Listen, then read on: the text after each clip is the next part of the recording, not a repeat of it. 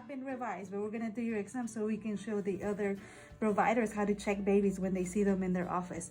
Okay, so typically what I recommend, baby laying down like this, you come from behind. It's best if you have a light so you can see, visualize everything much better in the mouth. I typically have the parents hold the hands down here by the side of the baby, just so they don't bring their hands up to push me away. And then once that's happened, this is my baby, I don't have anyone else holding him, so we're gonna try this here. So what I typically do is lift the lip up so I can check the areas like this, and I'm gonna see where the lip attaches on the gum area, how far down. I'm also gonna note how the lip attaches to the undersurface of the lip, the wet part of it, and what percentage of the wet part of the lip is being held down by the tie.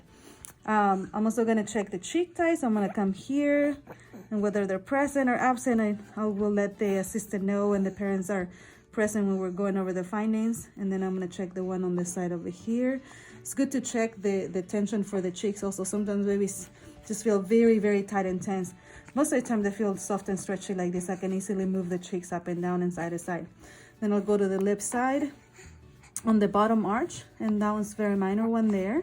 And then I'll finally move under the tongue. So I'll bring my fingers under the tongue, lift it up. I typically push right here with my middle finger, so that way I can visualize the area better. And what I'll do is I'll just sit here and hold the tongue up and let the baby move their mouth.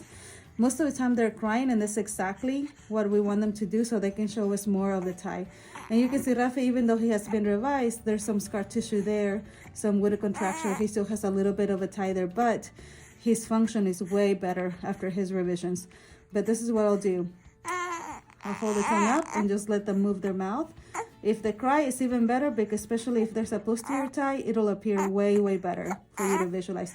Then I take my finger and feel the area, palpate up and down and side to side, and see if I feel anything bumpy there or if it feels nice and smooth. And the last thing I'll do is I'll come over here and I'll check the roof of the mouth to see if it's like a nice arch, or if it's round, if it's higher than normal. And then you can describe it, because that also has an impact on the breastfeeding and the latch. So I'll typically discuss that with the parents as well. And then that's usually it for the exam part.